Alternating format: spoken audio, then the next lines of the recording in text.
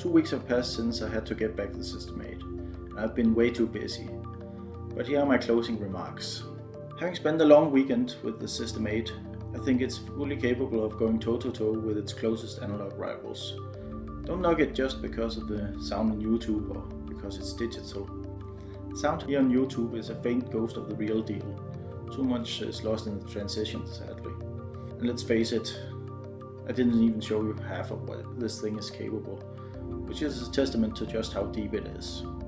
It sounds amazing. Personally, I support the notion that the System-8 engine itself is fully capable of being its own synth. In a sense, you could view the plugouts as just really nice icing on the cake, because the basic engine is, well, everything but basic.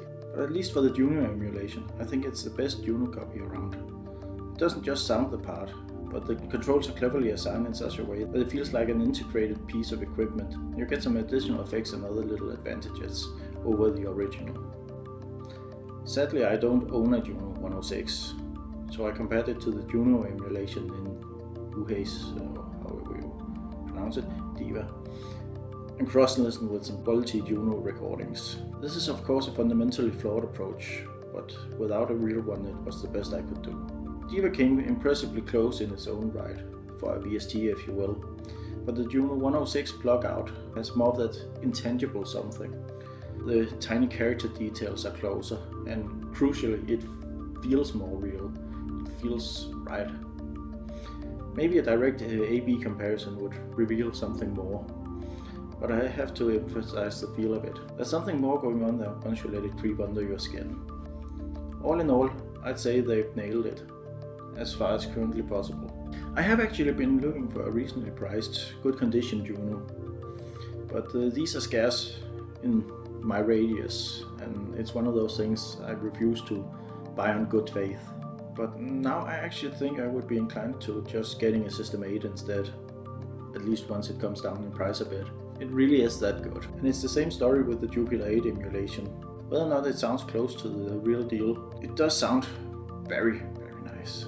Also, the last 24 Jupiter 8 presets are labeled as 1981, and they did sound very Jupiter 8, and several of the sounds I recognized from period music, so there's also that, and thumbs up for some good recreations.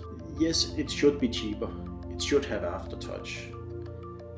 Maybe it should have a little more metal and a little less plastic, but actually it feels okay sturdy. So. And there's a few foibles here and there. I made a massive mess of the vocoder video because there's a strange sensitivity there. But none of this detracts from the fact that it has real presence. It's awesome to work with. It sounds amazing. Everything from there on out are just people being unnecessarily negative about details that doesn't impact its sound or function.